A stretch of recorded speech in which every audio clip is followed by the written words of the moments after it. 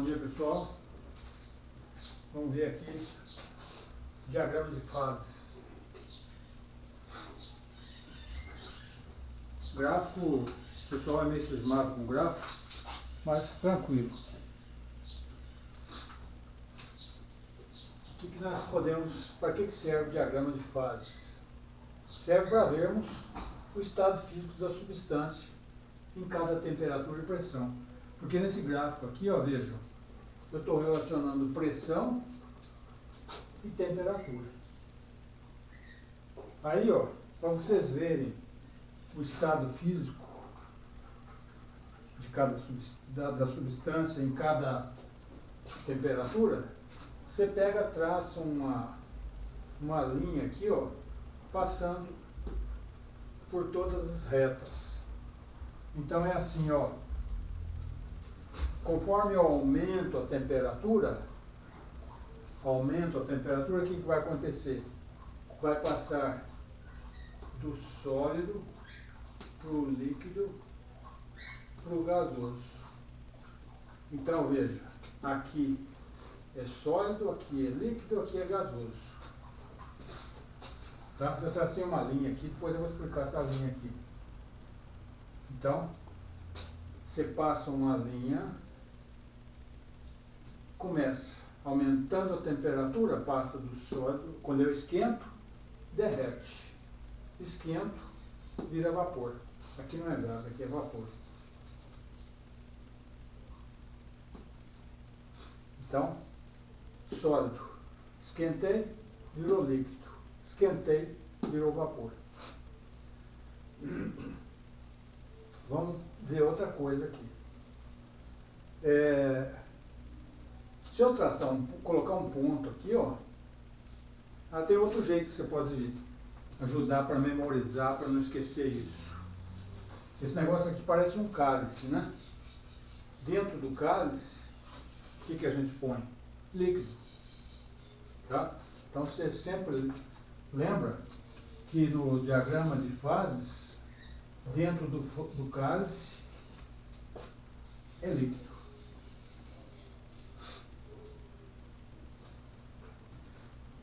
Então, do lado de cá, se eu traçar colocar um ponto aqui, nesse ponto a substância está no estado sólido. Então, e se eu colocar um ponto sobre a reta aqui, ó, a reta que divide sólido e vapor, né? Porque para cá, ó, nesta parte aqui, ó,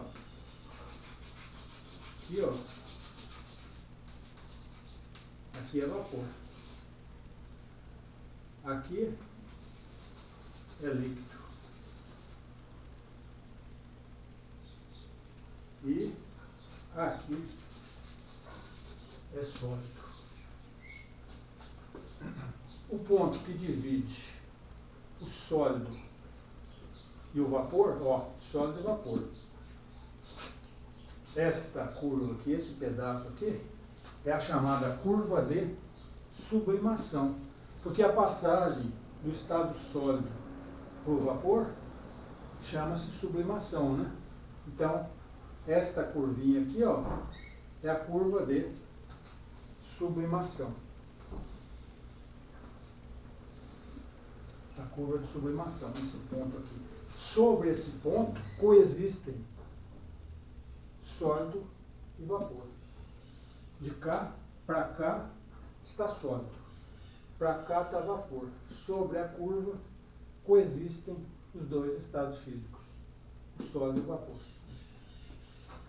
Aí coloquei um ponto sobre esta curva aqui, ó, esse pedaço de curva aqui. Aí é a curva está separando o sólido e o líquido. Quando eu venho para cá, fusão. Quando eu vou para lá, solidificação. Então essa aí é a curva de fusão, esse pedaço aqui, ó. Sobre este ponto coexistem sólido e líquido. Para cá, temperatura e pressão. Para cá, sólido. Para cá, líquido. Sobre a curva, sólido e líquido. Tranquilo, né? Aí coloquei um ponto aqui, sobre essa curva daqui. O que está? Líquido e vapor. Então, esta é a curva de ebulição. Esta é a curva de ebulição. Sobre esta curva coexistem líquido e vapor. Para cá eu tenho líquido, para cá eu tenho vapor. O vapor, se eu pegar vapor, ó, para cá aumenta a pressão, né? Ó. Aumentando aqui aumenta a temperatura. Agora eu vou variar a pressão, ó, para cá. Se eu aumentar a pressão, ó, o vapor vira líquido. Se eu diminuir a pressão, o líquido vira vapor. Aqui, ó, funciona aqui. Aumentei a pressão, vapor virou líquido. Diminui a pressão, líquido virou vapor. E aqui neste ponto, eu assinalei em azul, aqui azul é muito difícil de enxergar.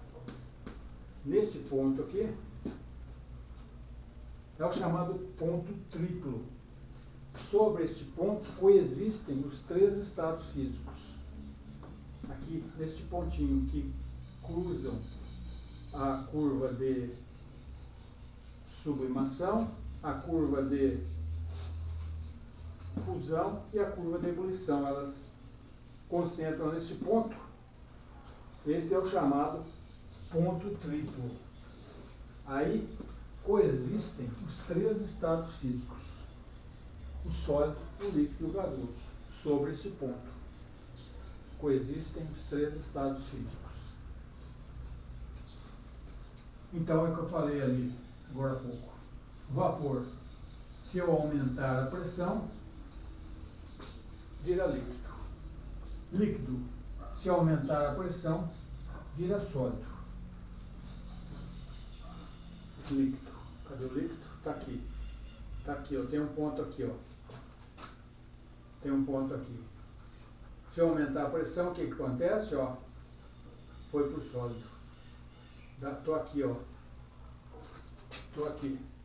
Aumentei a pressão, virou sólido.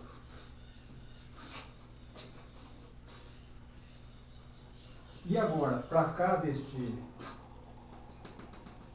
reta aqui, o que eu vou ter?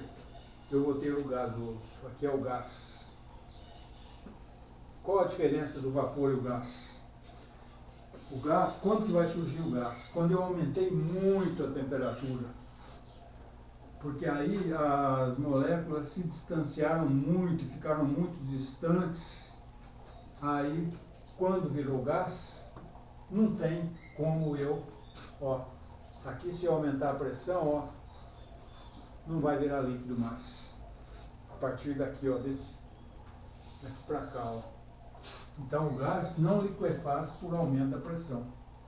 Porque aí a minha curva aqui, esta curva aqui, ó, está para cá, ó.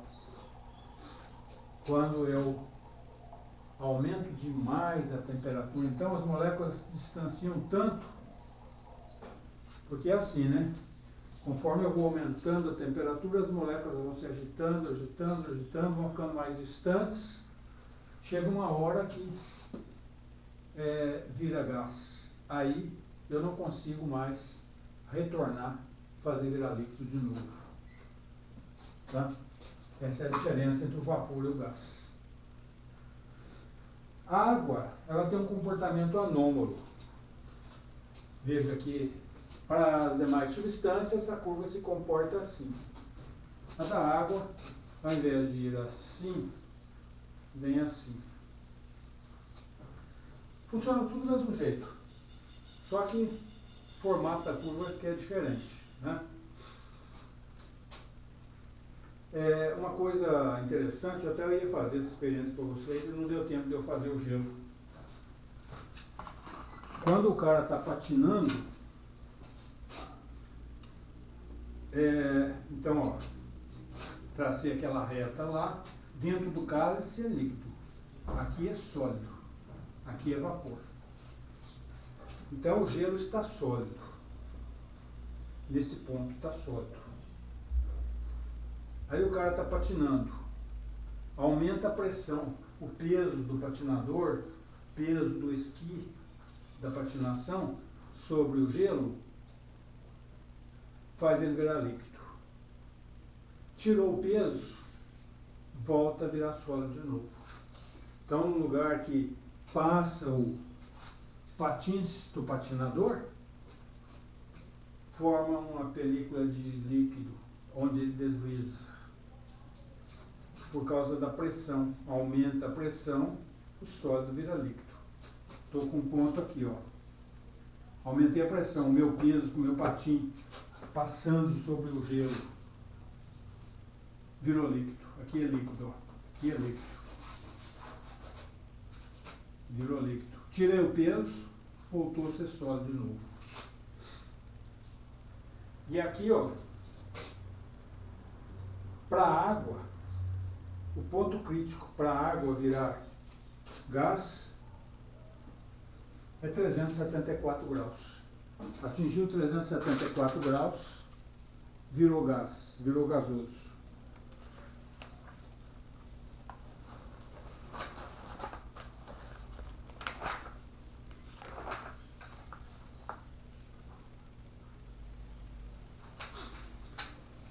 É o ponto crítico, chamado ponto crítico. Aqui é o ponto triplo, que nem lá. O ponto triplo da água está aqui na pressão de 0,06 atm, 0,01 graus, ponto triplo. Aqui coexistem sólido, líquido e vapor. Bom, mudando de assunto um pouco, relacionado com isso também. Pressão de vapor. Vamos vir aqui nesse desenho aqui, ó. Eu tenho um recipiente fechado, tem um líquido aqui dentro, pode ser água, por exemplo. Começa a esquentar, põe fogo aqui embaixo, começa a esquentar. Começa a evaporar a água. Começa a evaporar, começa a formar vapor aqui dentro. No início, estamos só evaporando, né? Vai evaporando. Continua esquentando, começa a formar vapor aqui dentro. Vai formando vapor, vapor, vapor. Aqui eu tenho um manômetro que está medindo a pressão aqui dentro. Conforme vai esquentando, vai aumentando a pressão. Você já viu panela de pressão tampada, né? Vai aumentando a pressão. Então, chega uma hora que vai saturar de vapor aqui dentro. Aí o que começa a acontecer? A velocidade com que está evaporando fica igual à velocidade com que está condensando. Temos moléculas evaporando, moléculas condensando. Aí parou de aumentar a pressão, porque conforme foi evaporando, foi aumentando a pressão. Aumentando a pressão. Chega uma hora que a velocidade com que evapora se igualou à velocidade com que condensa. Aí eu atingi a pressão máxima de vapor.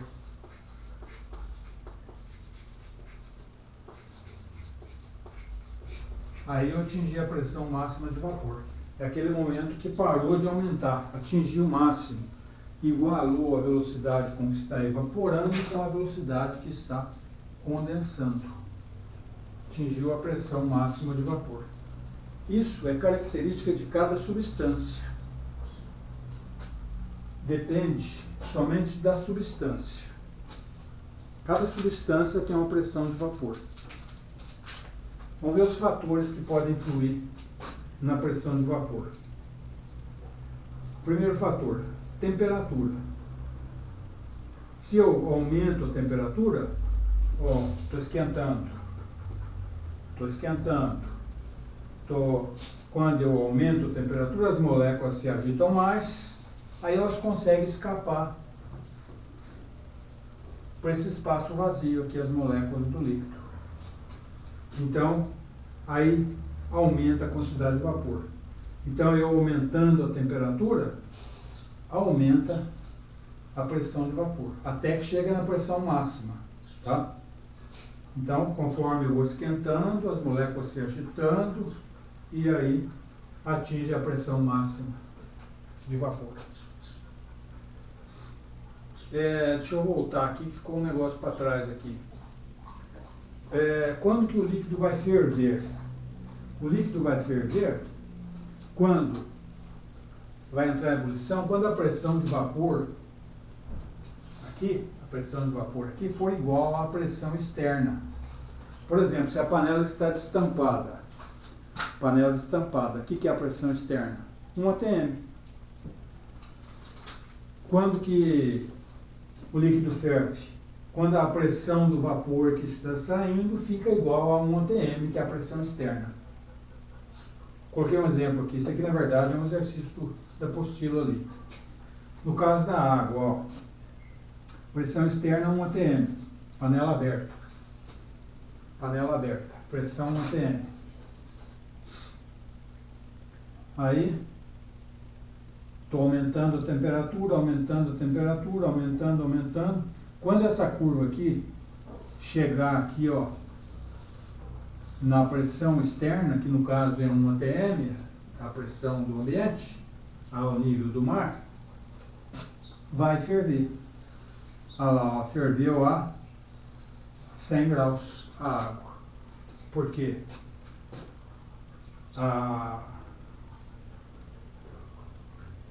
Conforme eu aumentei a temperatura, aumentou a pressão de vapor. Quando ela se igualou à pressão externa, atingiu, ferveu, entrou em ebulição. Este outro caso aqui seria o álcool, ó. Ferveu a 79, vamos supor, né? Então o líquido vai entrar em ebulição quando a pressão de vapor ficar igual à pressão externa, no caso aqui 1 atm. Então é por isso que a gente diz, por exemplo, que aqui, por exemplo, a água não ferve exatamente a 100 graus, porque conforme se eu estou lá em Santos,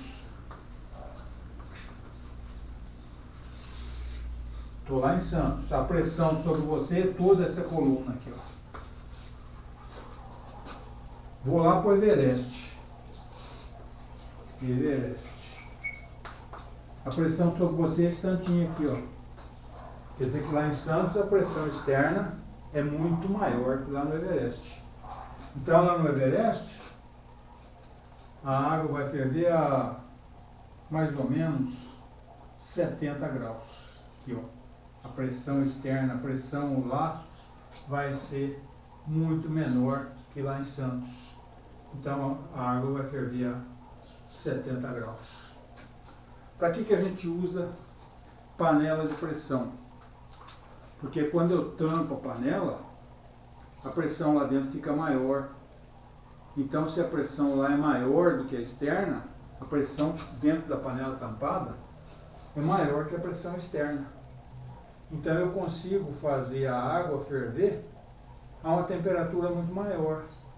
Em torno, vamos supor assim, 110 graus. Lá da cinética química, né, Van 't Hoff diz o seguinte: a cada 10 graus que eu aumento a temperatura, a velocidade da reação dobra. Então, se com a panela aberta eu fervia a água a 100, se eu conseguir uma pressão maior dentro da panela, se eu conseguir fazer ela ferver a 110 com a pressão maior, vai dobrar a velocidade de cozimento. Quer dizer, vai reduzir a metade, né? Vai ser a velocidade de cozimento será o dobro mais rápida. E quanto maior a pressão de vapor, mais volátil o líquido. Quer dizer, o que é a pressão de vapor grande? Ele evapora fácil, produz bastante vapor. Por exemplo, o álcool produz vapor mais fácil do que a água, porque o álcool ferve a uma temperatura menor que a água.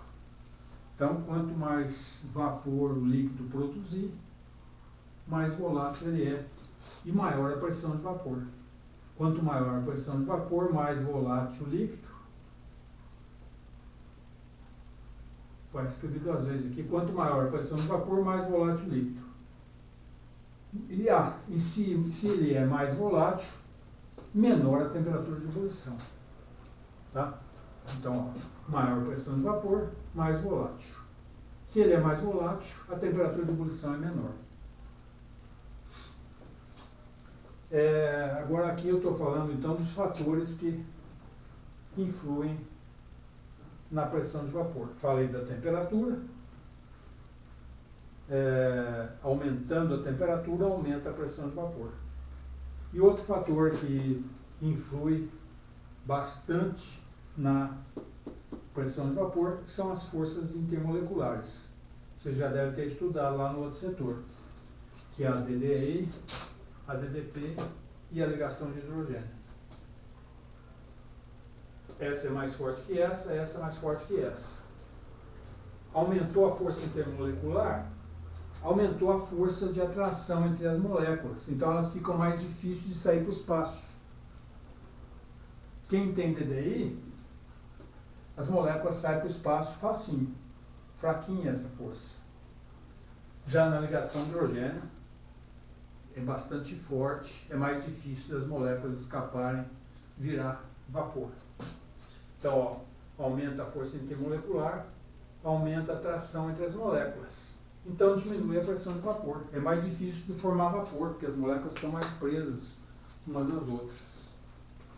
Então, aumentei a força intermolecular, diminuiu a pressão de vapor. Ou seja, quem tem DDP tem pressão de vapor menor do que o DDI. Quem tem ligação de hidrogênio tem pressão de vapor menor que o DDP, que é o dipolo permanente. Então, isso é a teoria aí. Vamos fazer exercícios.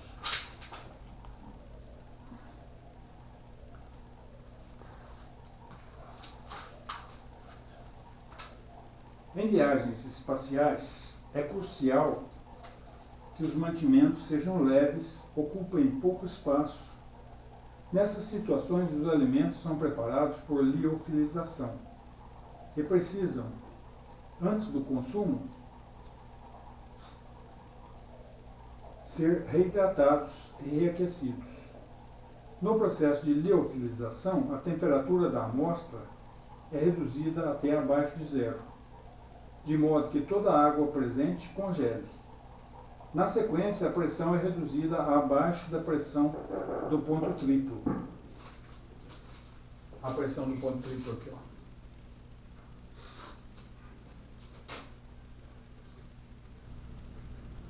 Finalmente, o alimento é lentamente aquecido até uma temperatura acima do ponto de congelamento, de modo que a água sublime lentamente. Como resultado das 3 etapas do processo, a perda de até 97% do conteúdo de água. Aí ele colocou um desenho aí, né? Seria esse aqui, né?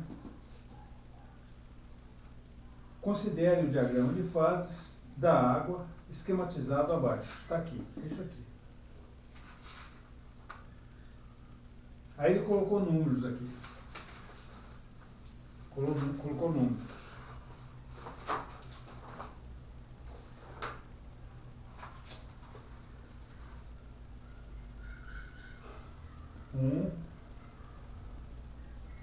Tem uma setinha aqui.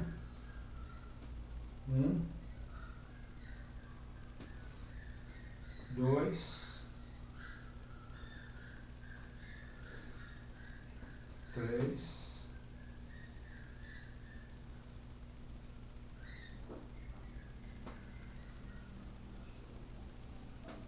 4.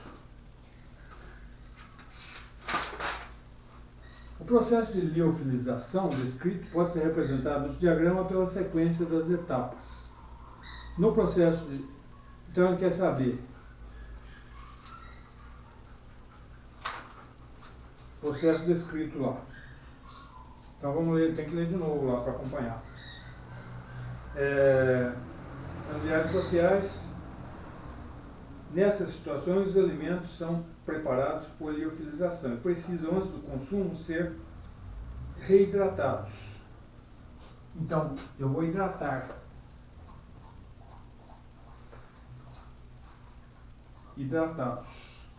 O que é hidratar? Colocar água. Então, um aqui eu vou fazer virar líquido.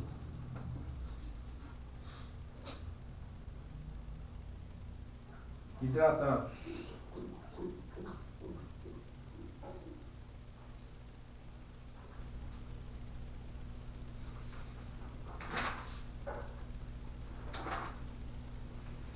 Onde que nós estávamos aqui? Enriquecido. No processo de liofilização, a temperatura da amostra é reduzida até abaixo de zero. Então eu vou congelar. Congela. Até abaixo de zero. Para que toda a água presente congele. Na sequência, a pressão é reduzida. Vou diminuir a pressão. Então, ó, diminuir a pressão. Aqui é pressão, diminuir a pressão. A pressão é reduzida até abaixo da pressão do ponto triplo. O ponto triplo está aqui, ó. Vai até para baixo dela.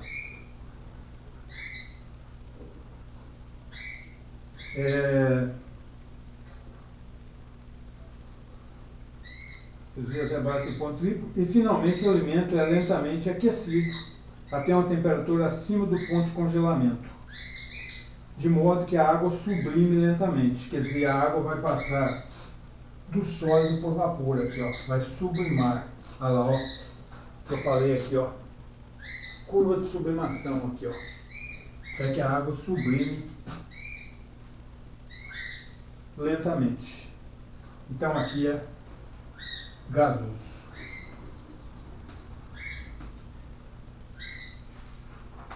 Então lá a sequência vai ficar 1, 2, 3 e 4. O processo de liofilização descrito pode ser representado no diagrama pela sequência das etapas. As etapas. Então, que etapas eu usei? A 2, que eu congelei, diminuí a pressão e sublimei. 2, 3 e 4. Letra B de Bosque. Segundo. Vou aproveitar esse gráfico aqui também no segundo. O gráfico a seguir representa a pressão de vapor de 4 solventes em função da temperatura. Tenho água, etanol, metanol e sulfeto de carbono. Aqui a pressão é 100, 1 atm. Ao analisar o gráfico, foram feitas as seguintes observações. Apesar do metanol e o etanol apresentarem ligações de hidrogênio, por que ele tem ligação de hidrogênio? H ligado a O do FON. Quando eu tenho H ligado a FON, flúor, oxigênio, nitrogênio, eu tenho ligação de hidrogênio. Os dois têm H ligado a O. Então, apesar do metanol e etanol apresentarem ligações de hidrogênio entre suas moléculas, o etanol tem maior temperatura de ebulição, pois sua massa molecular é maior que a do metanol. Que é assim, né? Quando você vai ver temperaturas de ebulição, de acordo, primeiro você vê isto. Quem tem DDI tem temperatura de ebulição menor que DDT, menor que ligação de hidrogênio. Quando ocorre empate no mesmo tipo de força, por exemplo, os dois álcoois que ele citou são ligações de hidrogênio. Como que eu desempato? Desempato pela massa molar. A molécula mais pesada é mais difícil de subir para o espaço. Então o etanol é molécula maior do que o metanol. Por isso a temperatura de ebulição dele é maior. Agora vamos supor que empatem dois com a mesma, já deve ter falado isso para vocês. Empatem dois com a mesma massa molar. Quanto mais ramificada a molécula, menor a temperatura de ebulição.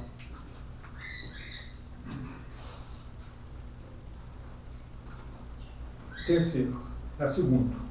É possível ferver água a 60 graus? Caso ela seja submetida a uma pressão de 20 kPa, então olha aí no gráfico de vocês, 20, pego aqui no 20, subo, é a água, né? Ferver a água a 60 graus. É possível ferver a água a 60 graus caso a substância seja submetida a uma pressão de 20 kPa. O 20 está aqui. O 20, vamos supor que está aqui. Eu vou até lá e vem para cá. Então, se aqui for 20, vai ferver a 60. Correto. Por exemplo, vamos pôr aqui a 80 kPa. Vai ferver aí mais ou menos 90 e poucos graus. Então você vem aqui há 1 atm, vou até lá e vou para baixo. Para ver do alto, vou até lá na curva e vou para baixo. Para ver do metanol, vou até aqui e vem para baixo. Para ver desse disulfeto de carbono, vou até aqui e vem para baixo. Pode-se encontrar disulfeto de carbono no estado líquido a 50 graus, a uma pressão de 120. 120 é lá em cima, ó. Lá em cima. Eu vou até na curva azulzinha e puxo para baixo. Quanto que deu lá quando eu puxei para baixo? 50 graus. Vim, puxei para baixo, deu mais ou menos igual ao meu outro. Fui para lá e vim para baixo. 50 graus. Correto. 1, 2 e 3. Corretas, todas corretas, letra D. Deixa eu apagar para cá para me fazer o último.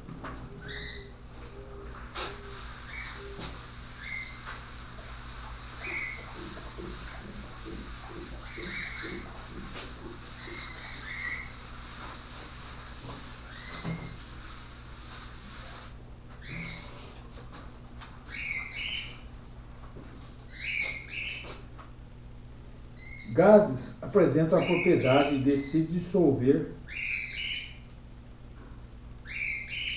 Gases apresentam a propriedade de dissolver uma quantidade máxima de vapor de água, de acordo com a temperatura em que se encontram.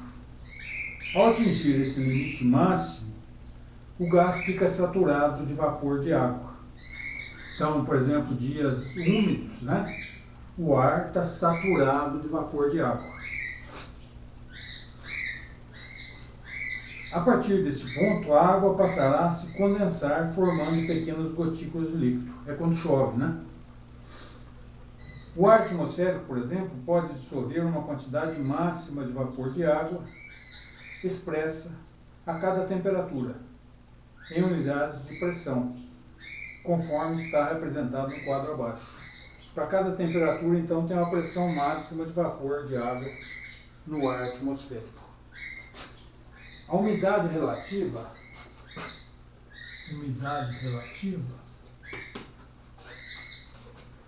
é um termo utilizado com frequência pelos meteorologistas para indicar a quantidade de vapor presente no ar. Em uma mesma temperatura, a umidade relativa pode ser obtida pela razão. Eu estou lendo ali, já montando aqui. Pela razão entre a pressão parcial do vapor de água, pressão parcial do vapor de água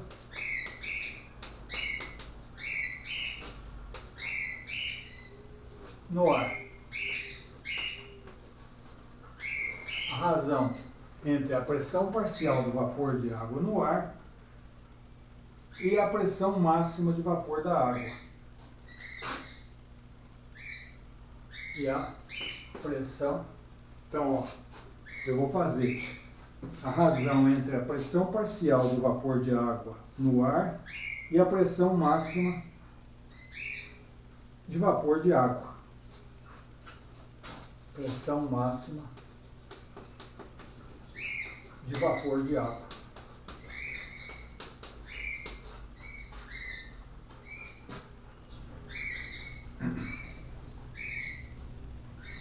Assim, um local onde a temperatura se encontra a 20 graus, aí você vai lá na tabelinha, 20 graus.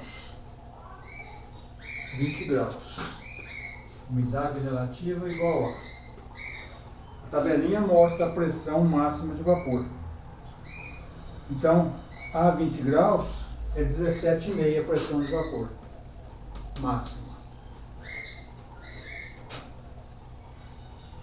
E a pressão parcial de vapor da água, 10,5 mmHg. Aí, é só você, no caso desse exercício, era só a gente ir lendo e montando. Você vai lendo o exercício e montando. Ele deu a dica toda. Aí faz a conta aí. Deu 0,6, que significa 60% de umidade relativa. 4. Sob pressão normal, ao nível do mar, a água entra em ebulição a 100 graus. Tendo por base essa informação, um garoto residente em uma cidade litorânea fez a seguinte experiência. Colocou a caneca metálica contendo água no fogareiro do fogão de sua casa. Colocou água para ferver na caneca. Quando a água começou a ferver, encostou cuidadosamente a extremidade mais estreita de uma seringa de injeção, desprovida de agulha, na superfície do líquido, e erguendo o êmbolo da seringa, então ele pegou a seringa e sugou o líquido dentro da caneca, constatando intrigado que a água voltou a ferver após um pequeno deslocamento do êmbolo. Então, ó, a água, o que ele fez? Ele diminuiu a pressão. Quando ele diminui a pressão, ó, vamos pegar um ponto aqui, ó, sólido líquido, né? Diminui a pressão. Quando ele diminui a pressão,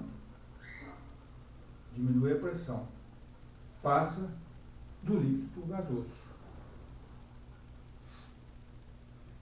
Aí você pode ver aqui também, ó, quanto menor a pressão, menor a temperatura de ebulição. Aqui a 1 atm, a água ferve a 100. Diminui a pressão, caiu para 80. Diminuiu a pressão, caiu para 60. Ó, vou diminuindo a pressão, vai diminuindo a temperatura de ebulição. A 1 atm, ferveu a 100. A meio atm, ferveu a 60. Tá? Então, quando eu puxei com a seringa, eu diminui a pressão. Diminuiu a temperatura de ebulição.